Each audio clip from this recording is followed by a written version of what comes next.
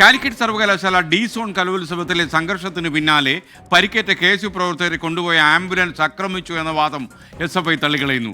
ആംബുലൻസിനുള്ളിൽ പരിക്കേറ്റവരല്ല ഉണ്ടായിരുന്നതെന്നാണ് SFI നേതാക്കൾ പറയുന്നത്. ആംബുലൻസിനുള്ളിൽ selfie എടുക്കുന്ന KSU പ്രവർത്തകരുടെ ചിത്രം അവർ പുറത്തുവിട്ടു. ഇതാണ് ആംബുലൻസിനുള്ളിൽ ഉള്ള ചിത്രമെന്നാണ് പറഞ്ഞവർ പുറത്തുവിട്ടിരിക്കുന്നത്.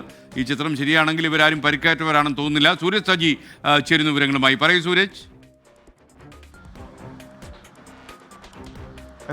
ഈ മാളയിലെ സംഘർഷത്തിന് ശേഷം KSU പ്രവർത്തകർ പരിക്കേറ്റ് ആശുപത്രിയിലേക്ക് പോകുന്നതിനിടെ ഇവരെ ആക്രമിച്ചു എന്നുള്ളതായിരുന്നു SFIക്കെതിരായി ഉണ്ടായിരുന്ന ആരോപണം.